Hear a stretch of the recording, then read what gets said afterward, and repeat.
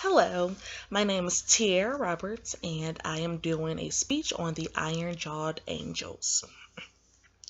After viewing the movie, I thought it was really good. I didn't have much background information on the Iron Jawed Angels, but I did think that it gave me a different outlook as to what happened, in the 1900s and what the National Women's Suffrage Association did for women across the country.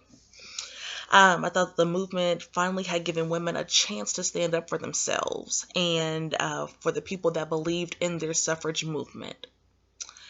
The the National Women's Suffrage Association included women that were in their late 20s, as for example, Alice and Lucy, they were pretty young, and then it ranged to women in their 50s.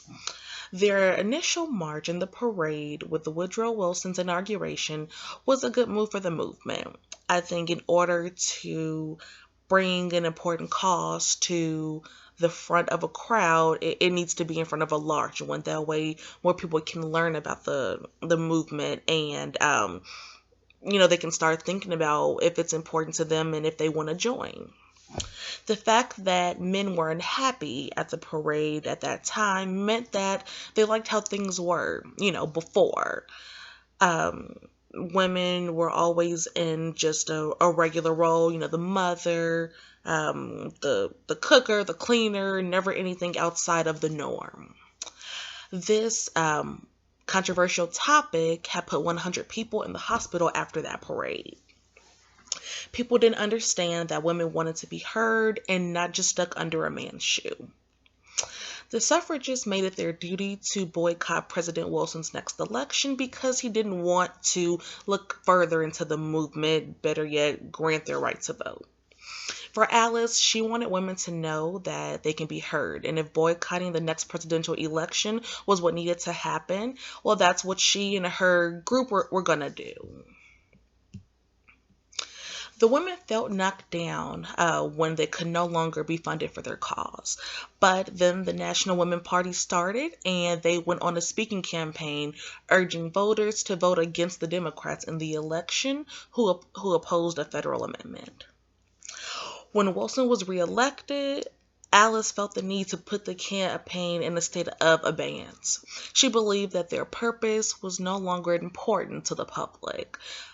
Abeyance is a state of declination when a campaign leaves the public for a certain amount of time and they are kept alive by small groups or networks of people who remember previous mobilizations and remain committed to the cause. Lucy was one of those people. She was acting with everyone else even though Alice felt that no one was listening, especially after Inez had passed. Allison wasn't sure why they started the campaign, of course, in the first place, because things were falling apart for them and no one was concerned or listening. The National Women Party stood outside of the White House until the Constitution was amended to give the women a right to vote like every other human being in the world. However, they were arrested for standing in front of the White House, which they called obstructing traffic. They were beaten, they were mistreated.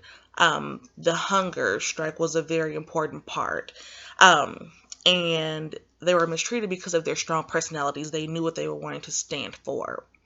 The women believed that if they stick together in jail, that the president wouldn't have a choice but to listen and decide what he was going to do regarding their women's right to vote. I think this was the beginning of the the women's social movement. It was important, and I think women felt that they, were able to do more after this was passed.